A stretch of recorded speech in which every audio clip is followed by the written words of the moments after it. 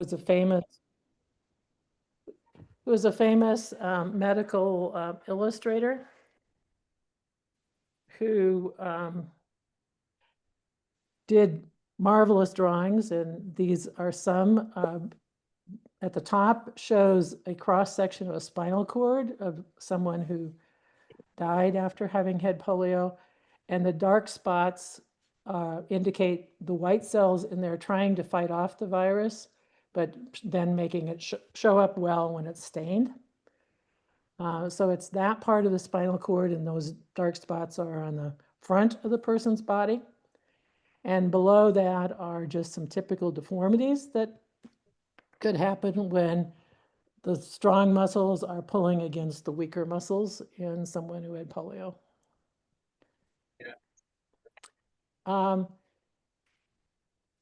number of people in the United States, and including polio survivors, because we've not had essentially any polio cases in the United States since the late 70s, although there was one case a couple of years ago in New York State. But children are still being paralyzed by polio across the world. And this is a table showing numbers. The first column is as of the 2nd of September. The second column's at the same time in 2024. And then going across in the columns, the total for 2024, for 2023, 2022, and 2021, and 2020. And then on the left side, wild poliovirus, and that's the virus that's just out in the environment. And wild poliovirus currently is only in Afghanistan and Pakistan. We're at 28 cases this year compared to 34 last year, and the total for 2024 was 99. But back in 2023, there were only 12. And there are a number of reasons why that has happened, and they're being addressed. And then down at the very bottom on the left is what's now called variant poliovirus caused cases. Used to be called circulating vaccine-derived poliovirus, which is a result of using the oral polio vaccine, which which is a live but weakened poliovirus that's given in drops or orally, or some of you may have remembered the sugar cubes. And there's good reasons for using that, but if it's used in countries with large numbers of unvaccinated or undervaccinated people and poor sanitation and lack of access to clean water, it can, after about 10 cycles through the environment, mutate back to a form that can cause paralysis. There have been changes in the oral polio vaccine and to make it less likely to mutate, and that definitely seems to be working, as you can see from the number of cases compared to those in 2020. It's interesting to me that a number of polio survivors do not know that Rotary International has been working to end polio since 1985. Their goal was to have it completely eradicated from the world by 2005, which was their 100th anniversary of the founding. But we're still working at it. And the black box over there was supposed to be a video I'd show you, but it looks like I can't do that. It was just promotion saying that all of us need to be involved. We need to advocate, educate, and of course, Rotary would love to have financial support since they are committed to raise $50 million a year to be spent towards eradicating polio. And they've been successful enough at that for the last about 15 years, the Gates Foundation have matched that 2 to 1. So if Rotary raises $50 million, the Gates Foundation will write a check for a mere $100 million. Right now, this very moment, there's a movement happening. See, Rotary sparked an idea that was once unthinkable, ridding the world of a horrible disease, polio. A global community of scientists, advocates, governments, and health workers, people all doing their part to beat the unbeatable, track the untraceable, reach the unreachable. And it's all happening right now, people. This part of history belongs to everybody. So tell everybody, near, far, young, and old, that it would take everybody. Because legacies aren't forged overnight. Making history isn't instant. In the decades since Rotary and its partners started this journey, billions of children have been protected from polio. But we still have work to do. And this part's on us, all of us. Part time, full time, full stop. Right now, no breaks, no indifference. You and me. Because polio isn't unstoppable. We are. Together, we end polio. All right. So I've found that a number of polio survivors aren't aware of this resource, Post-Polio Health International. It is all of the information they provide is well researched, and they have an advisory board that includes 4 physicians who some of whom are retired now, but all of whom have actively been involved with polio survivors. One of the part of their website is the resources section, which includes a recently revised handbook on the late effects of polio. And it's really quite easily navigable around it, unlike sometimes some websites. The post-polio directory, in which you can put in your city and then guidelines of, I want information that's within 50 miles or 25 miles, and it will list all of the resources that they are aware, that PHI is aware of, including physicians and other healthcare providers who have some expertise in polio, post-polio support groups, and also possibly, if they're available, some financial resources that may be helpful as you need to buy equipment. They have a general statement about the late effects of polio. There's a number of videos,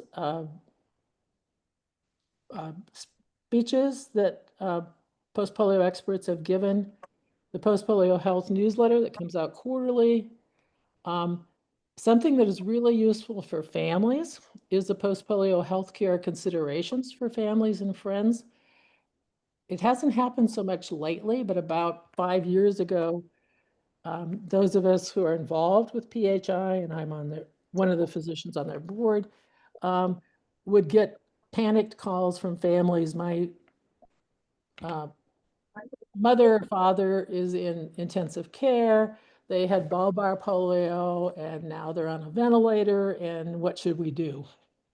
And that's a little late to be asking those kind of questions, but sometimes polio survivors are, no, I'm fine. Everything's good until it suddenly isn't. And then there is a Joyce and Arthur Siegfried Memorial Fund, which will help partially pay for braces and for those people that need custom shoes.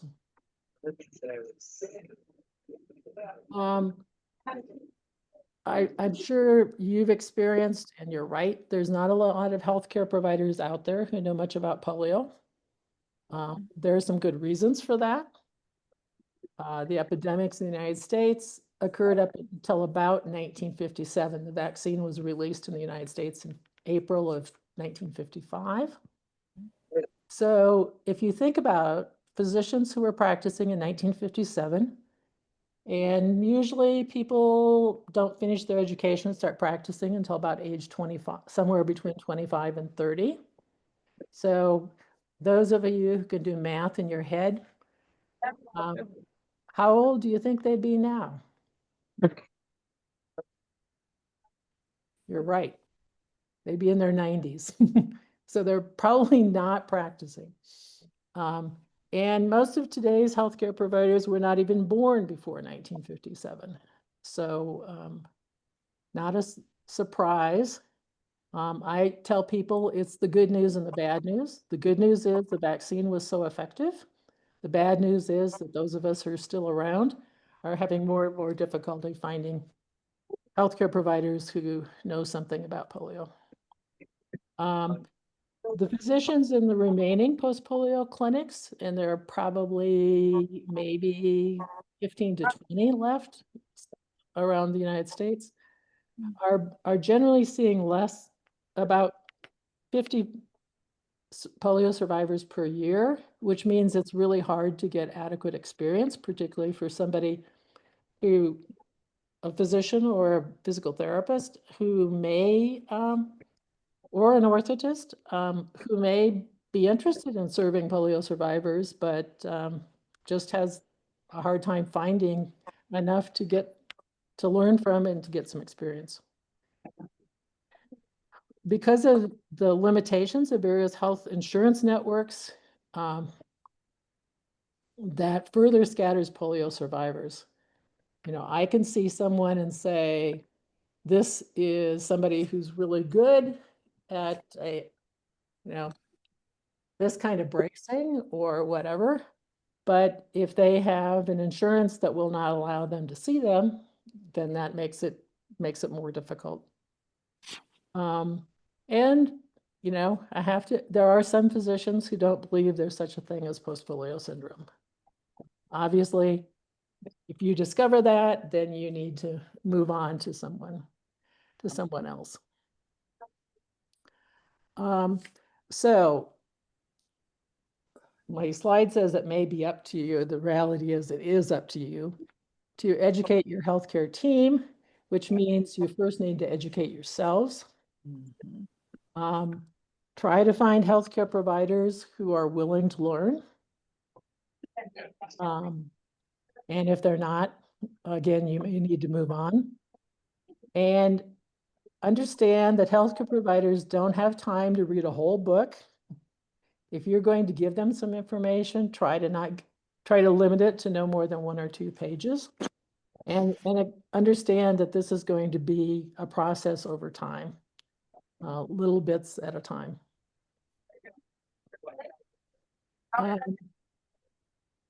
Marianne talked about seeking out a polio specialist and some reasons for doing that. Some that I see are if you're younger and applying for disability. About 15 to 20 years ago, I saw a fair number of polio survivors and had lots of questions about people applying for disability for the first time. Now that's not true of most people who contracted polio in the United States, because they're beyond, Social Security. You can't get Social Security disability once you're already getting Social Security just based on age. And generally that also then applies to long-term disability from a private health insurance company. You might need to seek out a polio specialist when you need specialized equipment, although sometimes that's even not such special equipment. The reality is that there's no medical specialty that really owns bracing. Physical medicine and rehabilitation, or PM&R, or a physiatrist, they have the most information in their journals and at their national meetings about bracing or orthotics. But the orthopedic surgeons that when we were growing up, ordered our braces, now only get 1-hour lecture in their 4-year residency program about bracing. Sometimes specialists will refer to a physical therapist to order the brace, but physical therapists don't get a lot of training and education about how to prescribe bracing either. the good news in terms of some of that is that the orthotists used to be sort of self-taught. They now have a special education, and a couple of years ago, they all were required to have at least a master's level, and some even have PhDs. You might also want to seek out a polio specialist if elective surgery, such as a total knee replacement or shoulder surgery, is being recommended on your polio-affected limb or on your good limb, or in the case of surgery on shoulders, if you are depending on your shoulders to propel a manual wheelchair, you use crutches, you need to use both hands to push off to get up out of a chair or off the toilet, then somebody needs to understand how that's going to, how the recovery period is going to impact your daily life. And lastly, if you aren't comfortable with your current medical provider or providers, including like wanting a second opinion. So I get a fair number of questions about medications in polio survivors. In general, there's no absolute no-nos. Except obviously if you have a known severe allergy to a particular medication, but that has nothing to do with your polio, it just is you personally. In general, medications that should be used with caution are those that also are probably have a little label on from the pharmacy saying use caution with driving or operating dangerous equipment, any other things that may make some people sleepy, and actually a number of these have been shown that in people over 65, because of the ways our bodies process medications, that decreases the removal of some of the byproducts of the medication or the medication itself from our system is decreased as our kidneys don't function as well, which is a normal part of aging. But in general, so muscle relaxants, and that's a two-edged sword. It can be helpful, particularly if you have muscle spasms, but it may also then make your polio-affected muscles less able to contract and do their work. Narcotics and opioids, sleeping pills, anti-anxiety drugs, alcohol, and antihistamines are generally that category. And then I have the category of shared decision making. There are a number of polio survivors who say, oh, polio survivors should never take a statin, which are the medicines used to help control high cholesterol. But in someone who's had a heart attack or a number of heart attacks, it may be a life-saving drug. And statins can, even in people who didn't have polio, cause some muscle damage. Usually that's reversible when it's stopped. But obviously for polio survivors, if you get muscle damage on top of what you already had, that's not really acceptable. Beta blockers and some calcium channel blockers, which are used for some heart rhythm abnormalities and more commonly for high blood pressure, can increase fatigue in some people. And so you need to have a discussion with your physician if that seems to be a problem. And then obviously chemotherapy agents. Some of the chemotherapy drugs can cause peripheral neuropathy, which means that you lose the ability to tell where your joints are in space, particularly in your feet, which really can affect balance. And if you already have a weak leg, then having much worse balance on top of that can make you more likely to have falls. But if that's the only choice for treating your cancer, then you and your physician will have to decide about what you want to do about that.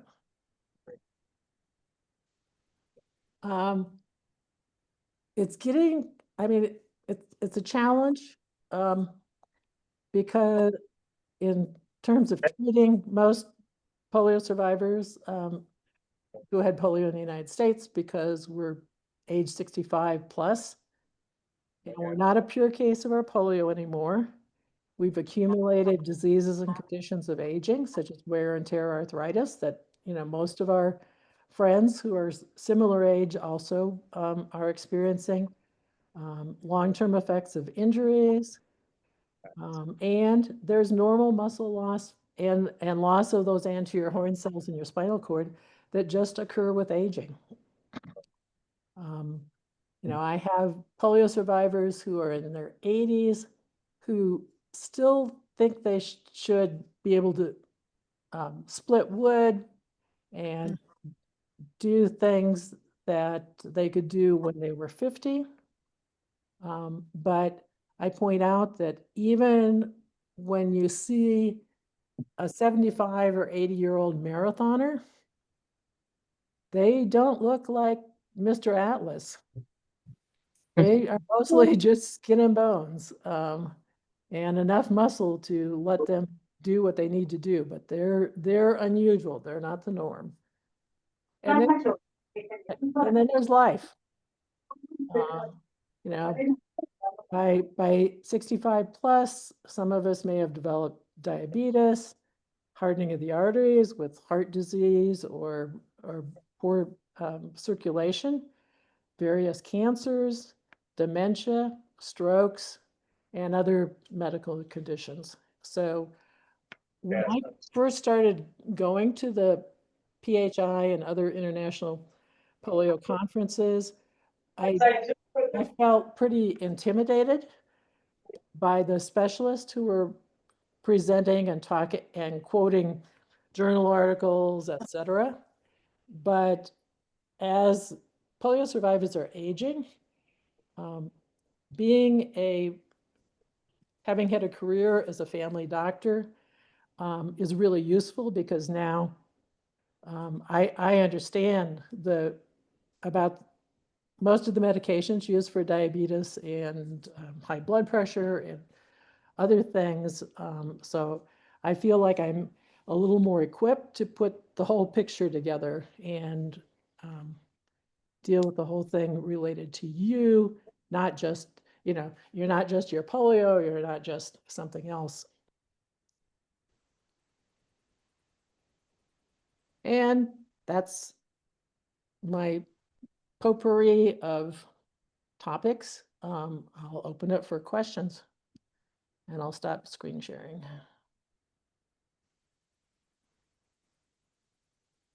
So, thank you. Marianne, I'll start with you. I neglected to tell everyone that when you see or treat a post-polio or polio patient, you work for free. Yeah, I do now. Yes. I didn't always, but it actually, yeah, it actually is financially, it's not totally altruistic. It's makes financial sense for me. In Colorado, if you're a volunteer physician, which means you don't accept reimbursement, you don't have to have medical malpractice. And also, if you had your malpractice insurance through the main company that provides medical malpractice in Colorado for enough years before you became a volunteer physician, they provide the malpractice for free. The reality is right now I'm seeing about 20 or 25 people a year. If I billed them or their insurance, I'd have to create a whole billing system, sign contracts with a multiple number of insurance companies, and with 25 people, probably would not generate enough money to even pay the malpractice premium. So I would rather give the service to my patients than be giving it to the malpractice company. Can I also say, for those of you who don't know me, which is most of you, Dr. Eulberg is part of my medical team, and I give her veto powers. Either a physician is willing to work with her in my medical treatment, or they're not part of the team. It's that plain and simple. And the reason that this is so important to me is because I went into post-polio syndrome caused by a doctor who did not do his job correctly. I had an elective surgery, a rotator cuff repair. The anesthesiologist, even though it was all over my paperwork that I had had polio, a neurological disorder, did not spend 5 minutes to research what kind of anesthesia I could take and what I couldn't, and of course, the dosage. That set off post-polio syndrome. So I have to emphasize that because you need to be very prudent in who you allow to treat you and recognize that a doctor can actually harm you. And that is why Dr. Eulberg has veto powers on everything relating to my health care. She has been a godsend to me. And, when you find a doctor you trust, they're worth their weight in gold.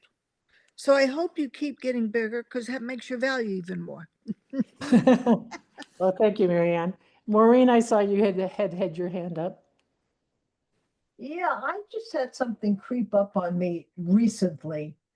My left leg doesn't do anything. Total feeling, but it doesn't move. Right. And for many years it wore a brace, long leg brace. So I've been in this power chair here for 4 years. And of late, that left leg, when I am in bed and if I move a certain way, I get this burning feeling somewhere between my knee and my hip. And that area is leaning up against the curvature of the cushion that I sit on. And I'm thinking that maybe that pressure there has done something. So I'm trying to hug the other side so that that thigh doesn't hit that area. Can you tell me what that is, maybe? Or Sure. go Well, away? yeah, I think you're on the right track. A burning pain, just like numbness, is not related directly to your polio. It usually means that one of the sensory nerves, which, the polio affected the motor nerves. One of the sensory nerves is getting pinched somewhere along the way. How do you get rid of it? Um, some of the stuff you're talking about, but it may make some sense to talk to. Do you have any special cushion in your power chair? It's a robo cushion, but it's nothing fancy. Okay, It's only like 15 by 15. sure, okay. So do you normally have you worked with a seating specialist? No, Okay, I just told him I want to stay within the sure. stretch Yeah, 21. no, that's fine. But there are, and usually associated with a Department of Physical Medicine and Rehab at a teaching hospital. So one of the universities that have a medical school in your area. But there are a few private occupational therapists or physical therapists that are seating specialists. And they know about all the different cushions. They also can look at because obviously, a cushion is nice to provide some softness and some support. But if you're transferring in and out of the wheelchair, then it's got to be firm enough that it'll let you, transfer and not slow you down, not provide too much friction as you're transferring. But they can design cushions that will help take the pressure off that area that you think is being pinched. Pinched. Yeah, and it's not uncommon to have the nerves much closer to the surface of the body when you don't have any muscle there that would normally be providing some of that cushion and some of that support. Exactly. Okay, see, I don't even have an MD. I don't have a shingle. Right, but there are, and sometimes people also with bad scoliosis need special accommodations made to their seating system. And specialized adaptations made to their wheelchairs. Right, right. It's not coming from my back then. Somebody Yeah. said, Yeah, I think, I mean, it could, but when you're very specific, and also I'm assuming that leg, since you said it never really worked, doesn't have much muscle, that most Not that. likely, it's just your cushion is creating some pressure against the nerve, somewhere between your butt and your knee. Thank you. Thank you. Great presentation, by the way. Oh, thanks. Danza has her hand up. Oh, She's in purple. oh, yep, there you go. Go ahead. Unmute yourself. Janza, you're still muted. We can't hear you. Oh, There you go. is that it? Yep, you got it. Okay. I am so proud to be able to hear somebody else speak about the issues that they are having. I had polio at 10 and Guillain-Barré at 30 when I had the flu vaccine. And now I am over the 75 mark and I'm experiencing a lot of challenges. The most recent is that the left knee gave out on me and swelled up, and it's taken me 3 weeks to get it back. I cannot do the exercises that I used to do. I was trying to be active at the physical therapy center. I now got to find something else to do. The only medication that I've been able to find that actually works on this painful stiffness is BC powder, which is an aspirin. But I've had also diverticulitis. Then I said I had an infected mesh, and I'm having bleeding problems with that. And they gave me cephalexin, and it caused my shoulders to act up. I had a lot of pain and went through therapy with that. I'm a yard person. I love working outdoors. I've had to limit myself on, it was good to hear you say it, that you just can't do what you used to do at 50. That helped me realize that, God, why can't I? I thought I could keep going. I coached swimming and girls soccer for 18 years. And now you're telling me I can't do any of those things anymore. I mean, I know that I can't. But I was wondering if there was anything else besides the muscle relaxers, because they do make me sleepy, that I can take besides the BC. But that's the only thing I've found that would calm it down and relax those muscles enough for me to get a little sleep. Is there anything else that I could possibly take? There are, I mean, so the BC is technically a non-steroidal anti-inflammatory. You said it was an aspirin based, basically. But that's not a great idea with the bleeding problems. Right. There are a few of the non-steroidal anti-inflammatories that cause less bleeding, are much less likely to cause them. And one is Celebrex. Mhm. Okay. CEBREX is a brand name. Yes, I'm aware of it. Mhm. Another is using since it sounds like it's primarily in joints. That's your pain and stiffness. It's mostly in my spine Okay, well, and the spine's going to joints. yeah, the spine's going to be a little more difficult, but there is one of the non-steroidal anti-inflammatories that you can apply topically, apply to the skin, and it soaks Yes. into the joint, but without a whole lot of it getting into your whole body, the whole system. Right. So one of them, and you can buy it over the counter, actually. The brand name is Voltaren, Mhm. V, Yes. Victor, Oltaren. Yes. Eating. Right. Yeah, I'm aware of that um, one. Mhm. that can be helpful. But do you have a primary care physician that you work well with or that you like? Yes, and she's an older lady. And I Okay, all love her to right. death. Well, that's helpful in terms of knowing the drugs that have been around for a while and have the longest track. That's right. Yes. But Yes. I'm not saying that you can't do some of the things. I mean, it's up to you to know what you can do and not do. But Mhm.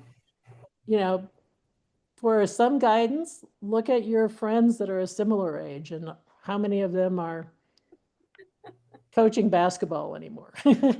I know. I know. I know. I know. I thank you very much.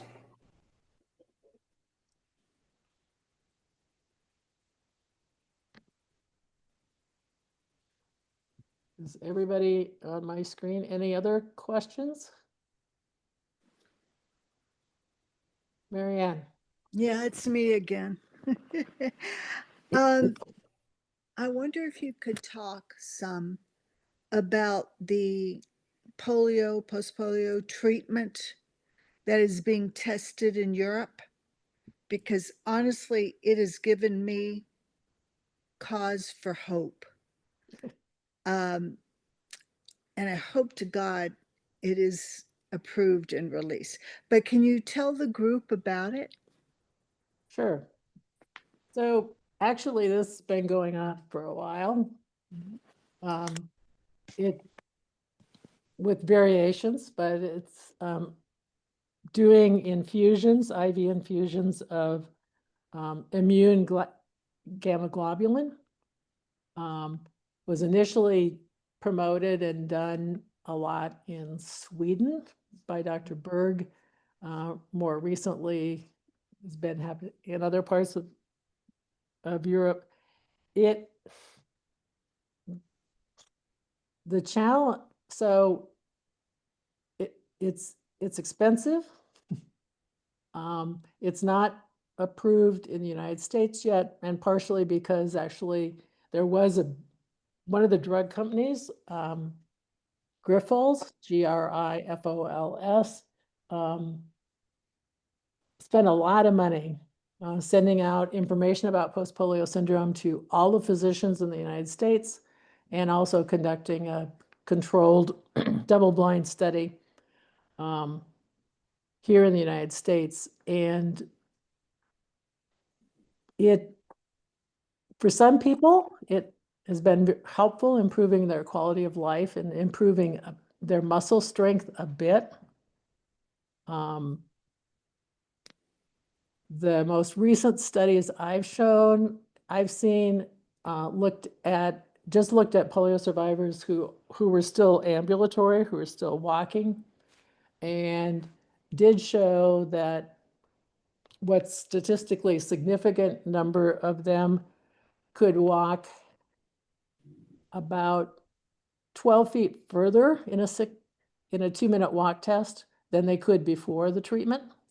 The question gets to be whether that is worth the several $1,000s. So I think it remains to be seen. It's going to need much larger numbers. And the challenge is that, research in terms of post-polio syndrome is difficult for a number of reasons. One is to try to find enough people that have similar symptoms from their post-polio syndrome to, meet the criteria for the number of people you need to conduct the study, and that are in a localized area. One of the study sites for the Grifols study was in St. Louis, and one of my patients did sign up for the study and went like twice, flew to St. Louis from Denver twice, and then decided that that just wasn't feasible for her long term, because you need to do that like every 6 weeks. And, polio survivors are all unique, and no two are exactly alike. So to try to find 5 people that have similar weakness in their left leg that are all within one locale is very difficult. And probably to have adequate numbers, you need to have 50 people that are similar, and you also then need to have 50 people that are not going to get the active drug to be the control group. And that's difficult. And any research these days costs a minimum of $1 million. Probably good research is going to be $5 to $10 million. And trying to get the financing for doing that. Patrina, looks like you have your hand up. Yes, I I wanted to ask you. I I fell twice within 2 months, and each time it looked like both of my knees gave out. The last time I fell on the polio leg, and I had on braces, and it broke the tibia and the fibia, and it really kind of messed me up. They had to put a steel rod in my leg, and I'm waiting now. I'm still in the hospital. I'm waiting to go to a rehab. Um, I don't know. I guess my question was, I'm wondering why would both my legs, my knees just give out all of a sudden? Well, it depends on what the strength of the muscles in your thighs are. If the quadriceps in the front of your thigh, which is the main muscle that keeps your leg straight and keeps it from buckling, and Uh-huh. it is, if they weren't that great before, Uh-huh. then, and I suspect when you said you're wearing braces, were they long leg braces? They were to the knee. To the knee, okay. Uh-huh. So it is possible that, and obviously right now, you're going to need to be using a wheelchair for a while in terms of your recovery. Uh-huh. But then it'd be worth being reevaluated to see what the strength of your quadriceps muscles are, and the other muscles around your knee, and whether you need a long leg brace or your short leg braces redesigned to provide what we call ground reaction forces. And that basically means the ankle's got to be solid. It can't move. And the firm part of the brace needs to be in front of your knee, just below your knee. So it's almost like somebody's got their hand in front of their knee, in front of your knee, with every step you take, and just keeping your knee from buckling. Okay. And you said that's called ground level, Ground reaction. ground reaction. Yeah, so it Okay. basically, because the ankle's solid, it means that when you start going forward on your foot, it provides a push against the upper part of your lower leg just below your knee. So it Yeah. keeps I've it, broken I've broken the polio leg ankle about 3 times. Yeah, And I also broke the other ankle okay, on the good leg. Now yeah, all right, the quads is good. It's pretty good on the good leg, but they're very, very weak and have progressively gotten weaker on the yep, polio leg. yep, yep. The other question would be, um, with you having had so many fractures, have you been tested for osteoporosis? I don't think so. Okay, because if you've got, you know, if your bones are getting weak from osteoporosis, it won't take as much trauma to cause a break. And there are some treatments that can be used to try to make your bones a little stronger. That's a good question. I'm sure gonna ask my doctor. Yeah, Hmm. it drives me crazy. Orthopedic surgeons are getting a little better, but it used to just drive me crazy. So a woman would be admitted to, mostly women, because women are more likely to have osteoporosis, younger, would be admitted to the hospital with a fractured hip.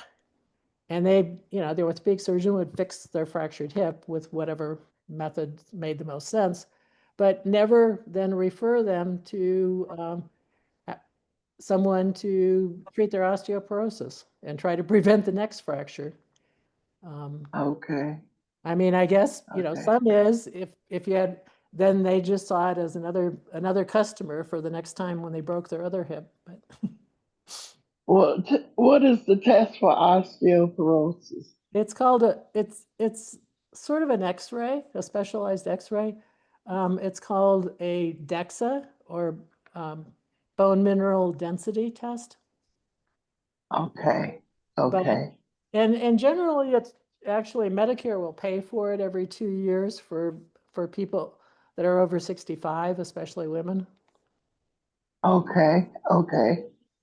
I'm gonna request that. Yep. Thank you so much. Because I mean, And I, there's some things we can do to try to prevent your falling, but in conjunction with that, we need to try to make your bones as strong as possible. yes, yes. Thank you. Sure. And I enjoyed your presentation. Oh, I thank you. learned a lot. Great. Dick, I see your hand up. Yeah, I want to thank you for the hundreds of months that you have given us uh, Polio Plus, and the articles that you write, and ask that you continue to write those wonderful articles and answers to a lot of our questions. Some are very important and some are silly, but you always answer them with a very nice, warm tone. I also want to thank you for pushing World Polio Day. We're fellow Rotarians, and so we're out here to beat the drum on that as well. So, but thank you for coming, and that was a fun presentation today. Good. All right. Yeah, I'm very honored to serve as one of 40 End Polio Now coordinators for Rotary. Mm. My term supposedly ends June 30th of 2026, but in Rotary, your job is never done. Good luck.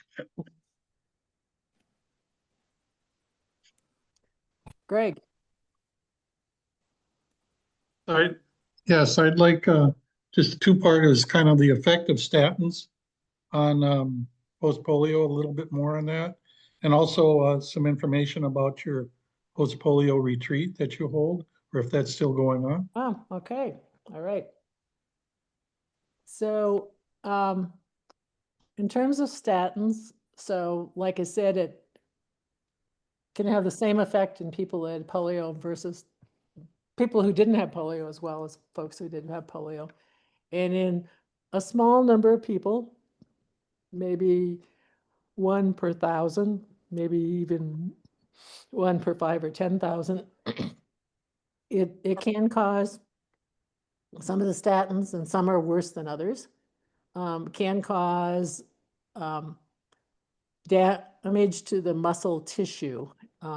So it can be measured. I mean, not only just you complaining of having new muscle pain after starting a statin, and it can happen also over, after you've taken it for months and now suddenly have this effect. But there is a blood test called the CK, or creatine kinase, used to be called CPK, that will show release of this enzyme from muscle tissue when it's been damaged. Whether that's, I mean, it also will be elevated if you have had a crush injury. You had a big rock fall on your leg.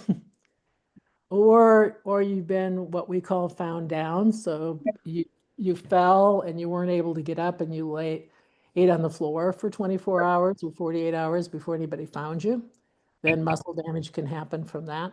But then it also can happen with statins. I found that in most polio survivors, so the normal is like up to 100, 150. A lot of polio survivors will have a baseline CK of like 300, 400. But what we're concerned about is when it's in the thousands. And most physicians would understand if you thought that was what's going on, you asked for a CK test and it's in the thousands, and you're on a statin, you'd understand that they need to stop the statin and see what happens. Most often it's reversible. So just stopping the medication will allow it to be reversed, the effect to be reversed over the course of a couple months. But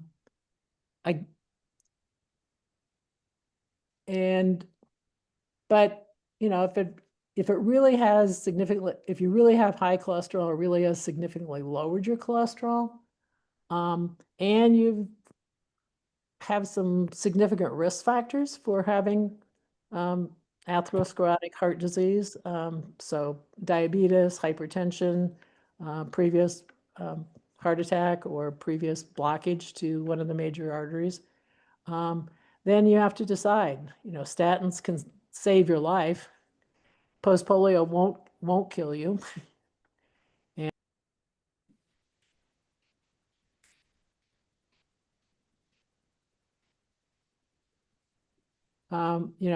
What's the greater or lesser of the two evils? You have to work that out with your physician.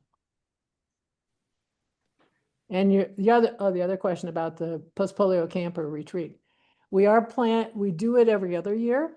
We are planning to do it in August of 2026. We probably are only going to do it for the next 5 or 6 years, just because given the age of most polio survivors and their ability to travel, we may not have many people to break even, but breaking even means that Colorado Post-Polio doesn't have to spend more than half of the cost, and that the other half can be obtained from registration fees. That we really need to have 20 to 25 people minimum attend. It's been a 4-day event with a common, and probably the most beneficial is just polio survivors getting to meet other polio survivors and share stories and share things that have worked for them and not worked for them. But it's a mix of,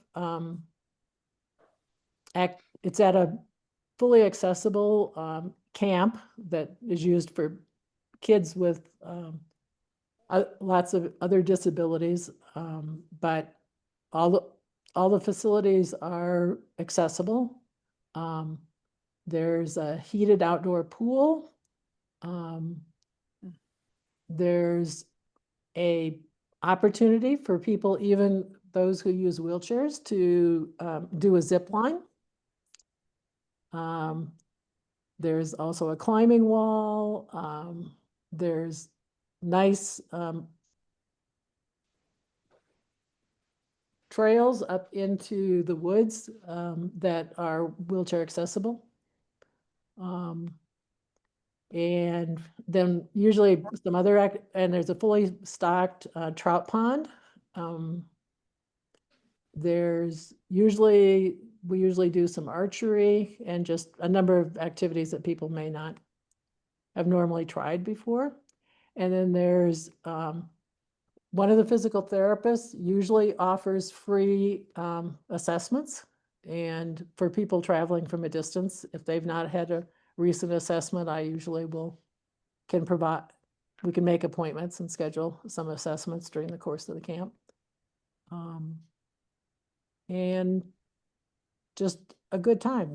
It's a mix of fun and fellowship and learning. And if you'd want to be on the mailing list to get more information, if you just send me the information, and I will let our part-time program coordinator know, and when we have better dates. But we have reserved the camp for probably about the middle of next August. It'll be as soon as the kids in Colorado are going back to school, so that it's usually the first week that the kids are back in school, so that they wouldn't be coming to camp, and before it gets too chilly to use the outdoor pool. Okay, well, I'm interested. I was wondering, do you have a contact information then that I could send you? Yeah, Or is that on the information? well, I'll just put my email address in the chat.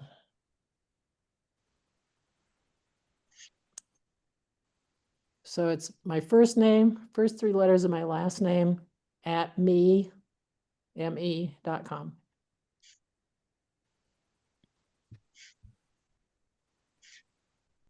By the way, we Floridians apologize to the world for the recent announcement by our governor DeSantis. Yeah. Absolute stupidity. We have to maintain herd immunity. If we don't vaccinate to a 80% level, God help us. So, Yes. all Floridians need to write Governor DeSantis and raise hell. In Georgia, you have to have a prescription. This just happened to me this week. They wouldn't let me get COVID because I'm Oh. 80.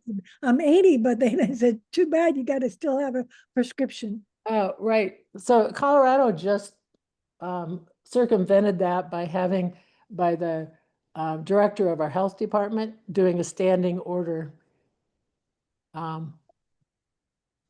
because he's a physician, doing a standing order for everybody in Colorado that they don't need a prescription. They have a prescription from Ned Collage. I think it has to do with what state you live in. Yes, well, yeah, We're in that's why. Georgia. We're in Georgia. So Yeah, I know. we get what we get. At least they didn't do what Florida did, but it's Right. still, it's another hoop that Yep. to jump through. And Or depending on how close to a state line you live, whether you've got a surrounding state that isn't going to require that, and you could right. go. Yeah. I know when Colorado first heard about it, some people were ready to go to Wyoming, which is interesting to me because Wyoming is a very red state. But Right. What was I going to ask her? I thought I saw Bernetta or somebody had their hand up before. oh, I'm sorry, Bernetta, go ahead. She's got to turn her Unmute yourself. Bernetta. There you go. Thank you, Maureen. I was gonna opt out. No. I was gonna chicken out. I'm just thank you so much. I'm just recovering from spinal cord surgery.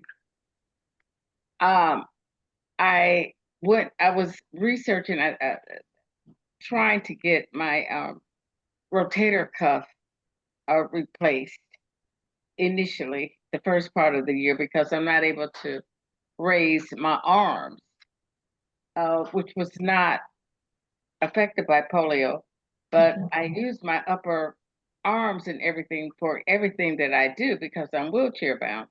Right. So this year, I just felt my muscles being drained for a reason I just could not explain. So I thought it was my rotator cuff. Long story short, I went to endless doctors. My orthopedic doctor recommended a replacement, but before he did the surgery, he checked with the Mayo Clinic and the Shepherd Center to look for something in my spinal cord, which led to me getting an MRI. When they did the MRI, they found that my T3 through T7 spinal cord were compressed. So they had to decompress my spinal cord. And before they did anything. And that's surgery I'm just recovering from. Wow. By doing this, they said that my muscle weakness would not get any worse, but they were trying to stop what was going on because the spinal fluid was not getting through the way it should. My nerves were compressed, and they didn't know if this was causing fatigue in my muscles or not. But all they knew was they had to get this done. Right. And Or you would have been paralyzed from the chest down. Yes. Oh, okay. And that's the way I was feeling because I mean, I had numerous conversations with Maureen about it because I just didn't know what was happening and nobody could explain what was going on with me. I knew it wasn't part of the polio because polio affected my lower extremities, but this was affecting my upper part. Um, After surgery, I went into rehab for about 3 weeks. And I've been out for about a good 3 weeks. I've been home. I'm getting physical therapy at home right now. My question is, or I had concerns about bringing strength back to muscles. How do you gain strength back? I mean, I felt like I lost a lot, but I need to get it back. So all they could tell me is that it takes time. You got age, you had polio, you had arthritis, you got this, that, and the other, and your rotator cuff still isn't at the best. But they're not going to do any type of surgery on that at all until they figure out how much muscle strength I can gain back. Right. So basically, I have a question about that. Okay. Sure. So, It's a lot to unpack. right. So I'll start with somebody who has, if indeed your weakness was caused by the spinal cord compression, it can take a year, sometimes 2, to get as much back as you're going to get back.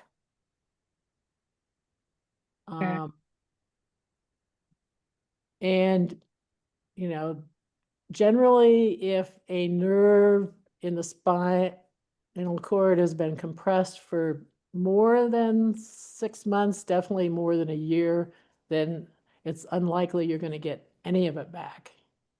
But the only way to know is, unfortunately, time and seeing what will happen. But it's not, and having the major surgery is going to have, and being not active, the time that you've spent in bed and the increased time that you're probably still spending in bed, is going to contribute to some of your muscle weakness just from not using it, just from disuse.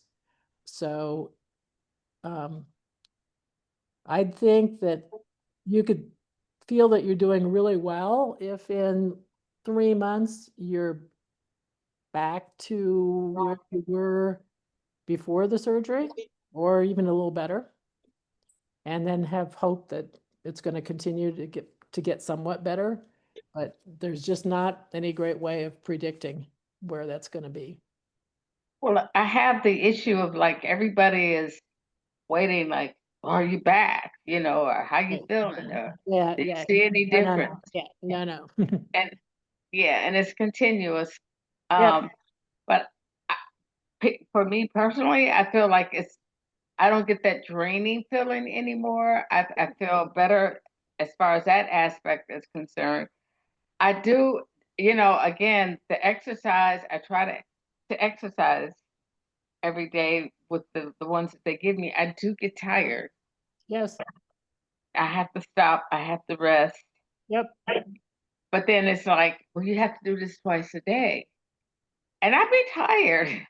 Yeah.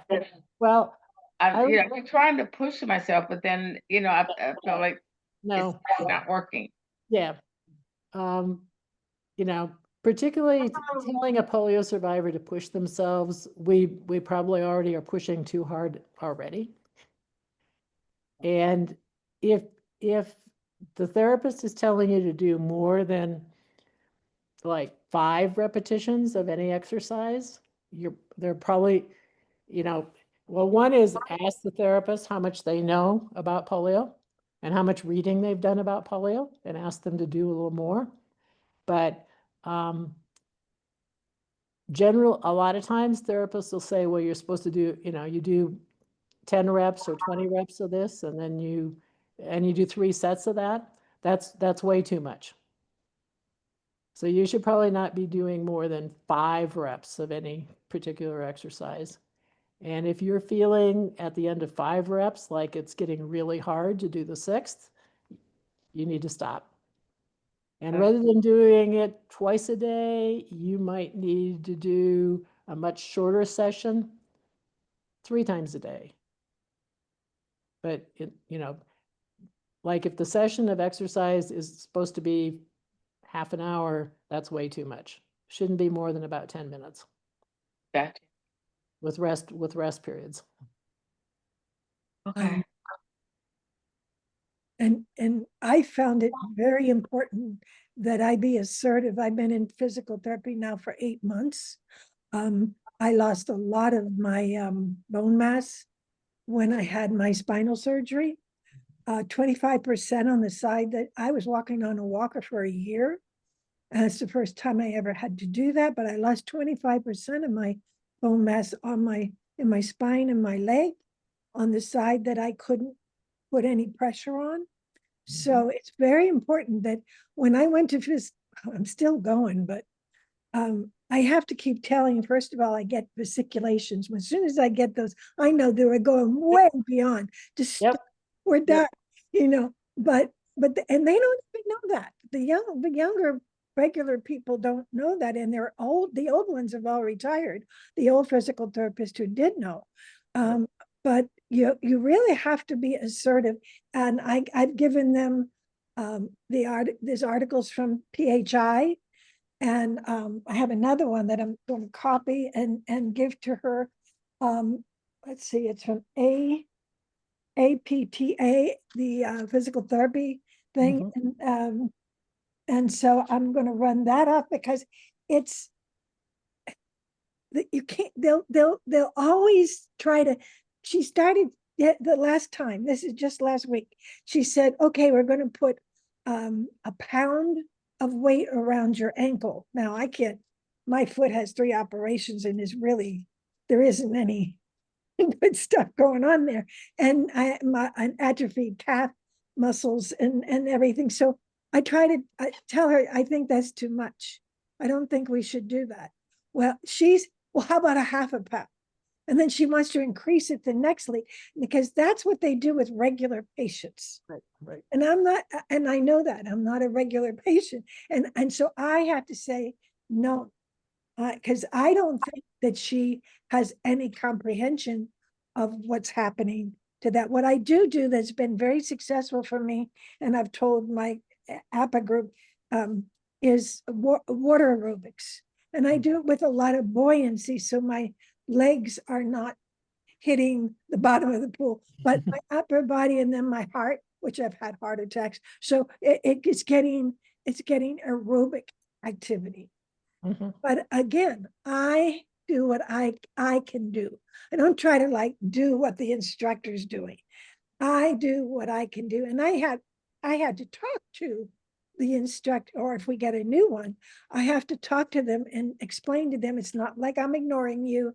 This is what I'm doing because this is how, and they're very, very cooperative. I mean, they're very agreeable to all of that. But the newer ones can push you and push you and because I see them trying to do that, and I just, but you have to do that. It's your attitude. And it's a big deal. I read reading your bio, you said that you had to, as we get older, we're transitioning from an AFO to a KFO, and that's exactly where I am right now. Because my knee, I can feel it. I don't know how much longer it's got, but it's not doing very well. And so that transition is coming. So do you have any pointers or difficult? Because again, finding the person who will make you one is difficult. That really knows, not store-bought, really make you one. No, absolutely. And almost all polio survivors need a cut because you don't have the normal contours. Right. You need a custom-made brace. Yeah. And the challenge is for insurance to pay for it, I mean, there needs to be an order from the doctor, and the challenge is that doctors don't know much about writing prescriptions for braces, most physicians. And it needs to say, the prescription needs to say an off-the-shelf, say custom fit, blah, blah, whatever, KFO, AFO, and needs to specifically say there is no off-the-shelf model that will work for this patient, that will meet their needs. Okay. Okay, that's very valuable because I'm going to travel 2 hours away from where I live in order to meet a person who does custom. I did find one, but they also do, they're in the same office with people that do prosthetics. Yeah, They- well, they- yeah, most of the orthotists now, and orthotist is a new name for brace what we used to call the brace maker. Right. Most orthotists, whether are CPOs, certified prosthetist orthotist. Mhm.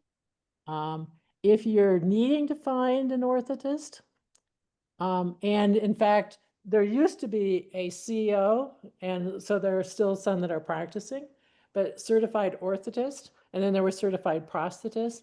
But the new credentialing process makes them do both, so that in the future they'll all be CPOs. The accrediting agency that has the most strict standards is ABC, American Board for Certification for Orthotist, Prosthetist, and Podorthist. But Okay. if you're looking for a certified orthotist, you can go to their website, their accreditation company's website. It's Okay. www.abc, so American Board of Certification, OP, Orthotics and Prosthetics. ABCOP. abcop.org, I think. I'm pretty sure it's .org. Okay. And on their homepage, it'll be, there's a place for, I want to find a certified or accredited facility, which then is just a big, the facility, or an accredited individual. And then you'll need to put in the specialty, so orthotics. And then you put in, again, your location, and within certain parameters, within 50 miles, 100 miles, et cetera. And it tells you when they were first certified, and when they were recertified. So you probably don't necessarily want somebody who was just certified in the last couple years for the first time. But it'll give you that information. It's a good place to start. I don't know if there's any of the people that are here today, but some of us in Atlanta Post-Polio went over to Georgia Tech with young people that were Yep, doing their masters. Now Yep. that's over at Kennesaw State, I think, and they practiced making AFOs Sure. Yep. from scratch. That was Right. what the goal was, but Georgia Tech discontinued the program, so it went over to Kennesaw State. Ah, okay. But Yeah. from that doctor that was in charge of the program, because there were 3 of us that went. I think Pat did. So is she here? Pat Harris. Pat, did you go with us? I know Carol did. Yeah, but so yeah, okay. So that's the avenue that we would need to do if we're looking to transition to another. Okay, thank you. That's very helpful. Okay, Maureen, I see your hand up. Yes. Back in 2001, I had my right shoulder repair from pounding the pavement with crutches forever. Mhm. And I have since seen people with what they call a reverse shoulder repair. And I don't know, it doesn't, to me, it doesn't look normal the way they can move their arm. I can't even simulate it. But I know you're not an orthopedic surgeon, but can you maybe tell us what the difference is and if there is an advantage or disadvantage to a reverse as opposed to a normal one? Well, actually, I've not understood it totally either. Most orthopedic surgeons now are doing reverse total shoulder replacements. It's just a matter of where they reattach the tendons, and it basically, instead of the tendons that normally would be attached to the front, they now are attaching to the back and vice versa.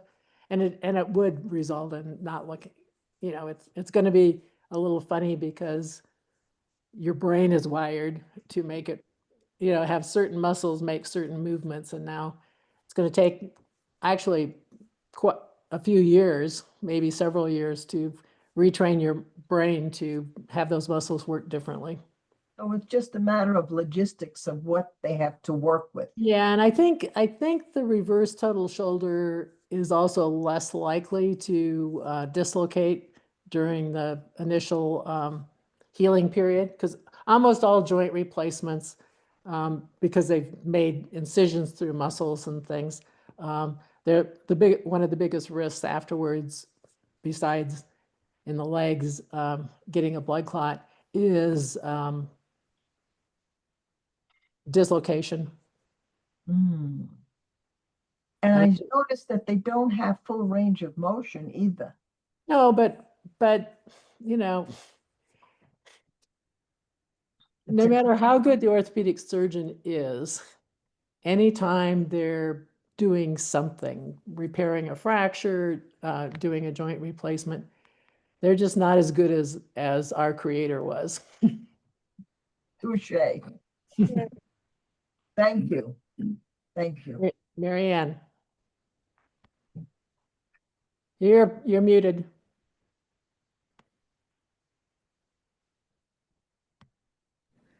I just wanted to add that several years ago, I had injured this right shoulder for the 4th time. It had already had 3 surgeries. And at that time, where was I living? I was living in Albuquerque. And the orthopedic surgeon, who had not done this procedure on polio people and had only done it 15 times with other people, wanted to do the surgery. Sure, why not? What has he got to lose? But I finally found an orthopedic surgeon who specializes in shoulder injuries to para-Olympiads and post-polio people. And his name was Greg Nicholson. And he is in Chicago. After seeing him, he said, definitely not, because you use your shoulders as weight-bearing joints and you will dislocate it, and then you're going to be worse off than what you were to begin with. So I thought I'd just share that. Okay. Anything else? Any other questions? I have a question for all the ladies here. I think about a year ago, we had a program from a young lady doctor at Emory Medical School who was going to start some kind of a search or whatever project regarding polios. And I just wonder if she's still doing it or if it's been published. I forget the name. Mm-hmm. I don't recall that person. Joe, do you? Just looking like me. I know we were searching for someone who could take over from that Rita? our the retired person that was a lot of our the same doctor, Dr. Strasser. And we finally have, and she did give me a prescription for a new KAFO. And she said, and if there's any questions, directly have them call me.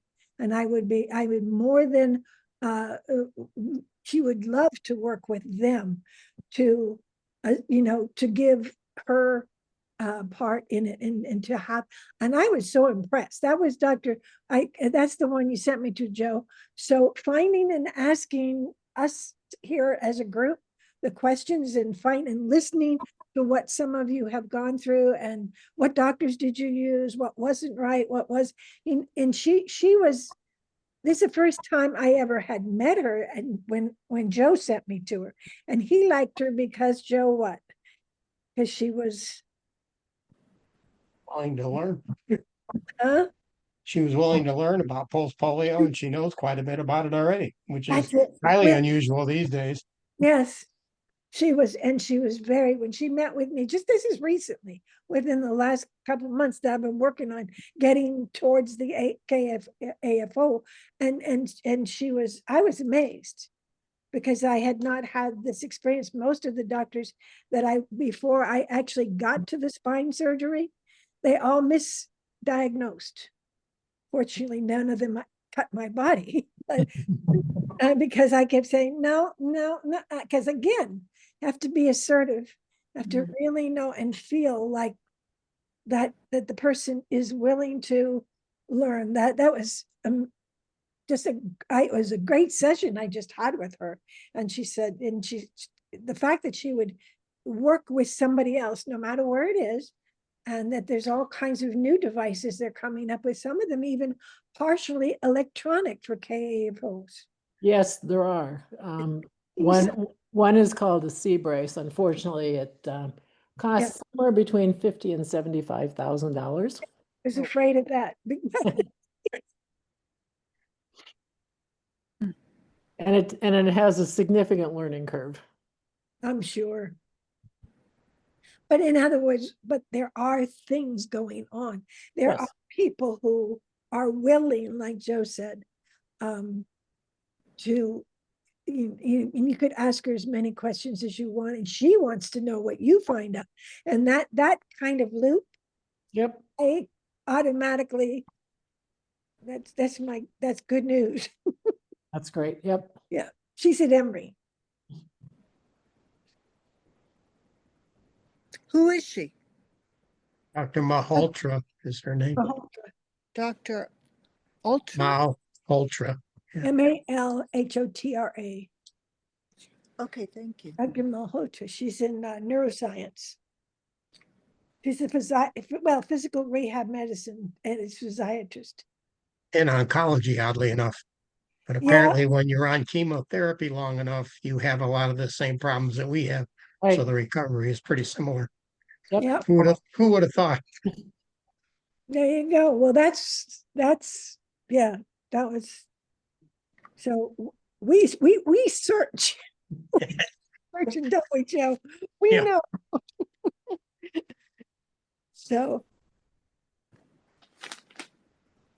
Oh, Maureen, I see your hand up. oh, Maureen, hi. Yeah.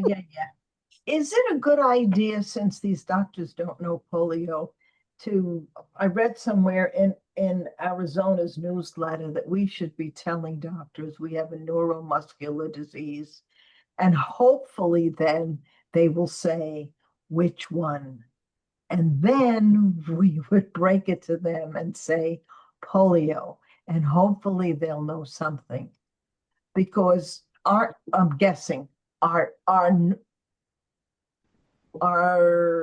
there similarities between other neuromuscular diseases that are similar to polio, whereby these doctors would know how to treat you? Well, there are some. So someone mentioned they'd had polio and then they had Guillain-Barré. Guillain-Barré is similar in a lot of ways to polio, except that with Guillain-Barré, you also have some sensory losses. It's not purely motor like polio. But it can't, so just like polio survivors as a group, and this is a generalization, but they think about polio as being a muscle disease because that's where you see the weakness, that's where you see the problems. And a lot of healthcare providers also see polio as a muscle disease, not realizing that the problem is the nerve. If we could fix the nerve, the muscles would work just fine. And so using the term neuromuscular may sort of change the way in their head they process the information. And it may also give them some better ideas about like who to refer somebody to, because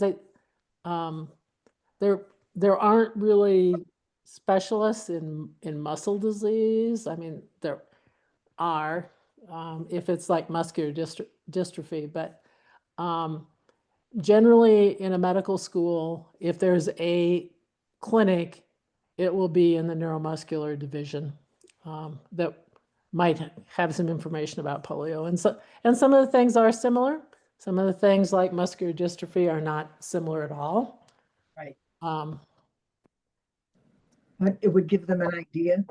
it might just sort of change the light, instead of a red light bulb, it may change it to a green light bulb in their head. Or flickered one. Yep. That's what we want. Green light. I'll take a flicker. Thank you again. Sure. Thank you. Dr. Marny, I have a question for you and Brian.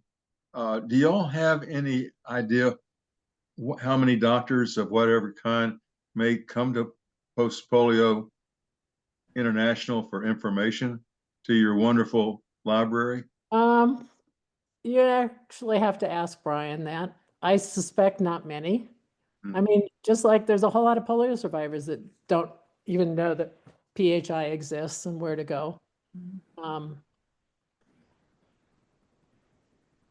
So I mean, I would suggest suspect not many. I'm, part of the panel that gets the questions that are submitted to PHI about Ask the Doctor. And probably in the last 2 or 3 years that we've been doing it, and maybe 100 questions, maybe 75. I only remember one physician Ouch. asking a question. Wow. Yeah, if we could just drive them to the trough to Yes. drink from your directories, it would be so wonderful. Yeah, and my experience with the other physicians on the medical advisory committee is when Brian sends us a question somebody sent to the Ask the Doctor, 2 or 3 respond within a day or 2. Hmm. And then Brian collates our answers so that sometimes one of us has one idea and somebody else has another idea. Mhm.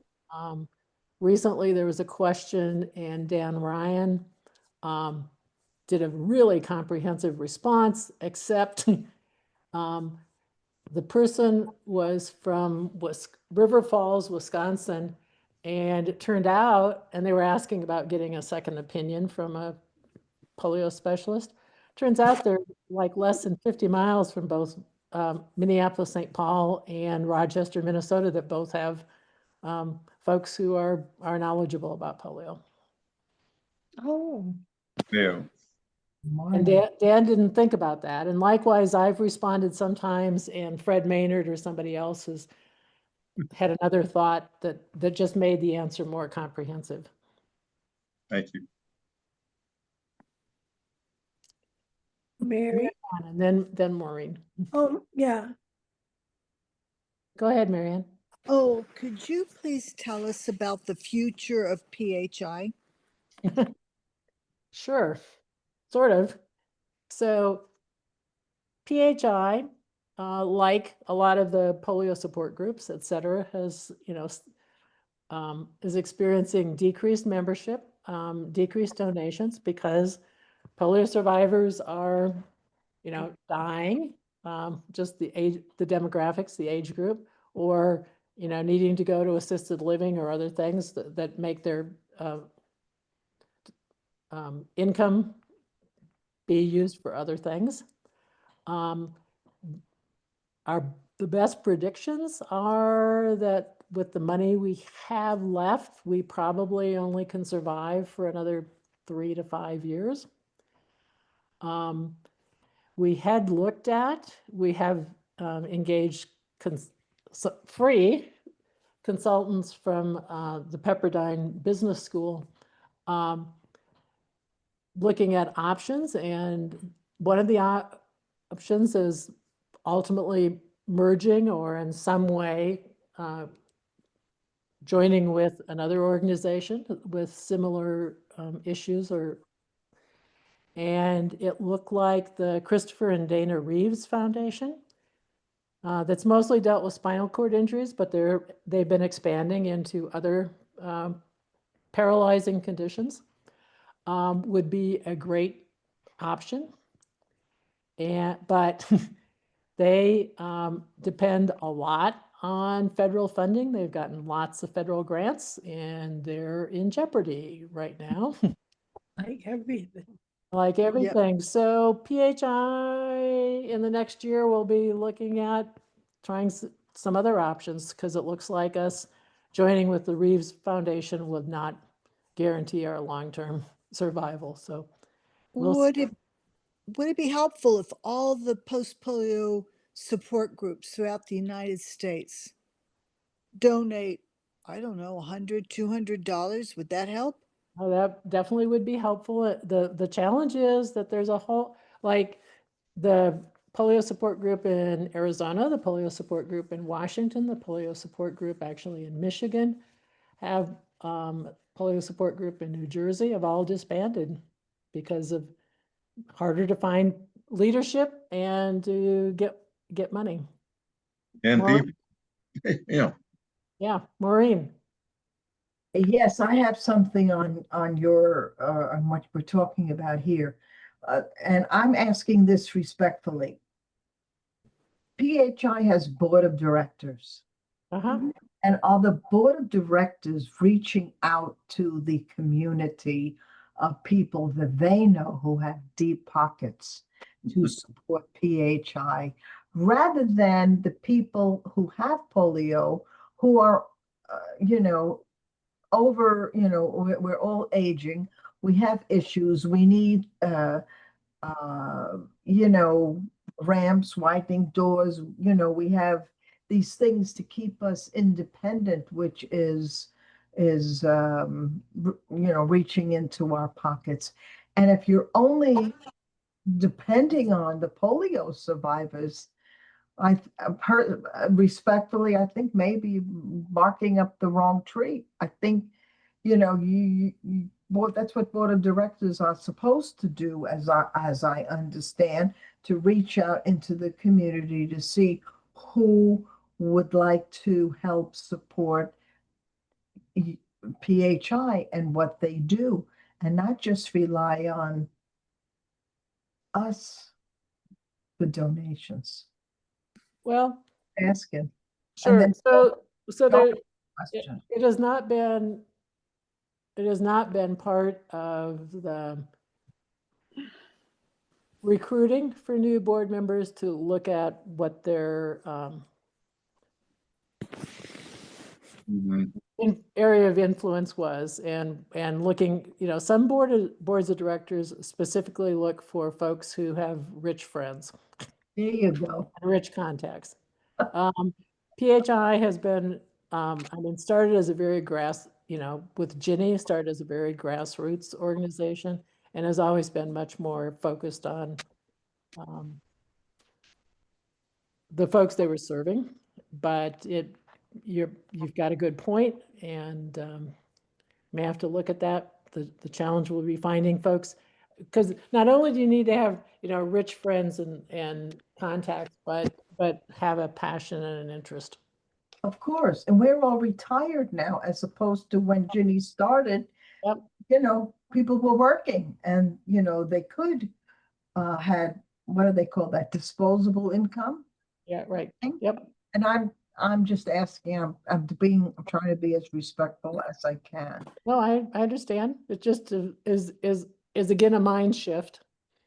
Yeah. And And we may be a little late for shifting our minds about that, but yeah. Hey, and Joe? we know an aside that polio Australia is having a much more severe problem in terms of months as opposed to years. I might mention that the now co-owner of Amazon, by virtue of her divorce, is trying to spend all those millions and millions of dollars, and that might be a contact, because she's giving it out almost to everybody, There in you spite of her ex-husband. have a phone number? You have an email address? Yeah, I wish. Hey, Joe has a question for you, Dick. Yes, no, I would rather ask the speaker Oh, Dr. question, then I Eulberg. have something Okay, with it. go ahead. Sometimes when we do something so often the same way, we treat it with the same mindset, that we lose the creative initiatives. Do you know, and I don't know, I should know this, how many polio people, active polio people, are imbibing in everything we try to do and stand for now in the United States? Any idea what the number is? No. Well, I have an idea. What do you, But what do you think? probably somewhere between 150 and 175,000. That's How it? many relatives do you think they have? Now it's my point. Sure. I suggested this a long time ago to the March Dimes when I was fortunate to sit at their table at a convention. And I asked them, why don't you have a remarch of dimes? That will trigger something. Everybody knows about the March of Dimes. If you have remarch, they're going to say, well, what's that about? It's about the survivors that don't have the money to buy a brace, to buy a simple low-tech operation. Those people need our help more than ever, because they're the people now suffering from the lack of funds all these years since March of Dimes chose a different direction. I think that's a creative suggestion that's certainly worthwhile. It may not be, everybody might think it's too far out, but I think these people have relatives. And if anything else, it'll be a bit of a guilt trip for them. And they'll all send. Well, imagine if you have 100 and some thousand people and they've got relatives, and every one of them got together and said, look, why don't we all get together and put in a tip? What do you think the revenue would be? Certainly more than you're getting now. Right? It's just a respectful suggestion. Yeah, no, good thought. PHI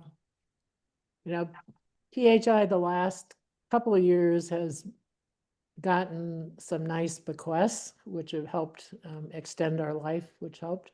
And Colorado Post-Polio, the reason they can do the camp, et cetera, is got some very nice bequests.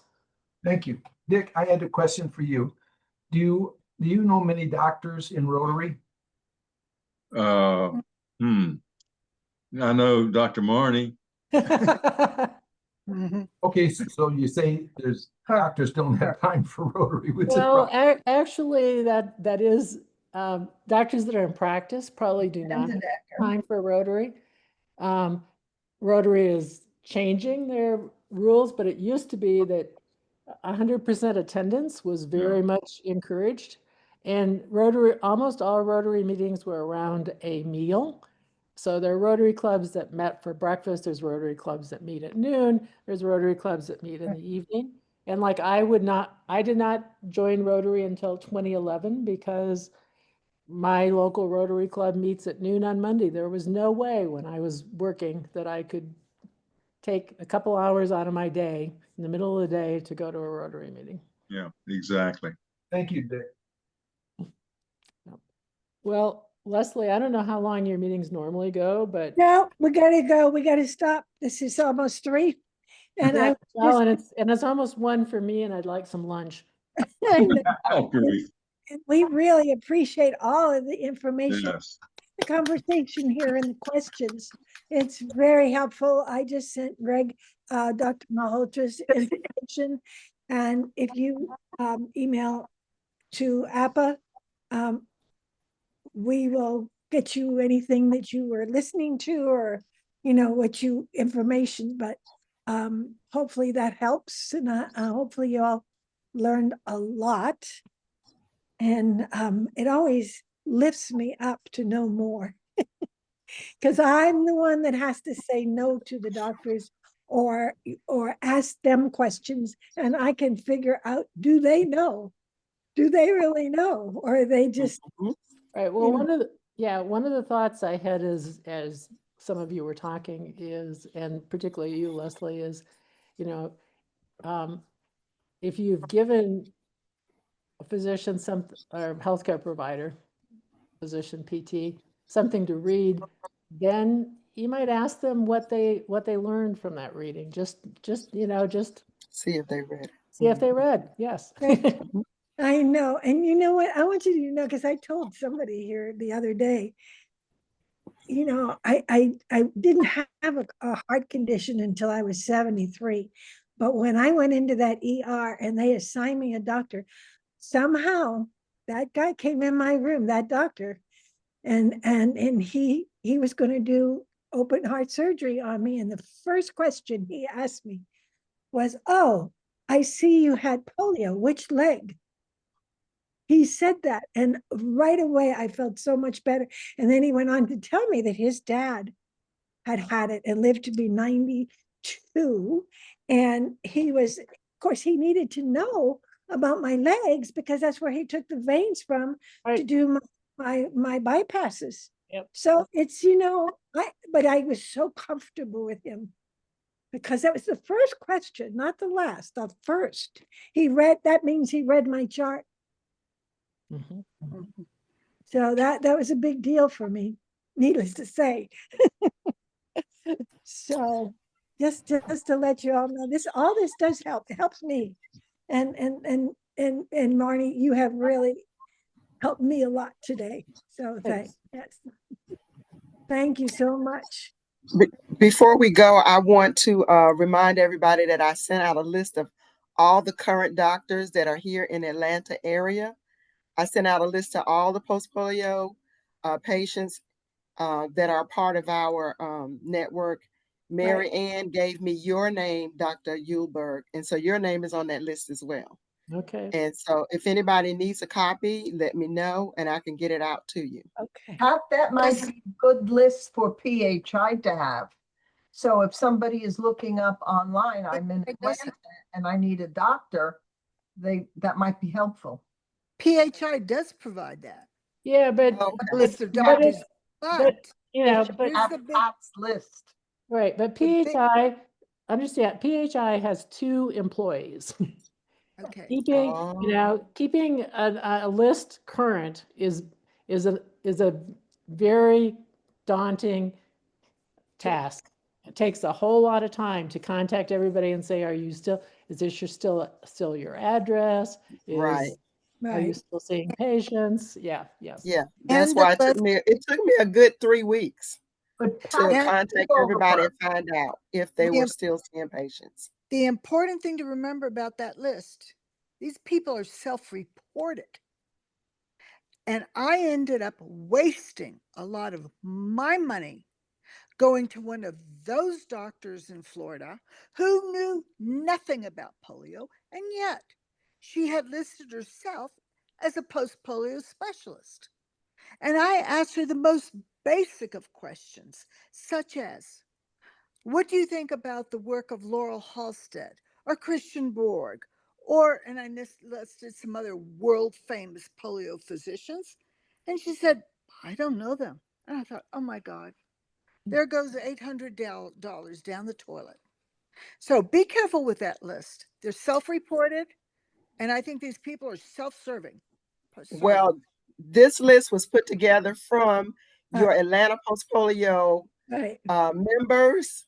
From, And so I asked them to give me the doctors that they trust and that they go to.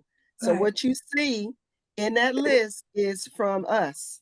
Okay. So I think they can be trusted. And no, all of them don't necessarily specialize in post polio, but they have been working with us for a while. And so they know what to do. Right. And they're interested in learning more always. Yes, that's what Joe and I found. I think we need to let poor Dr. Eulberg have some I food. know, we gotta go. Thank you all for coming. Hopefully, I'm not sure what we're doing for October, but hope I see some of you there then. Thank you. Thank you. Okay, thank you so much. Bye bye.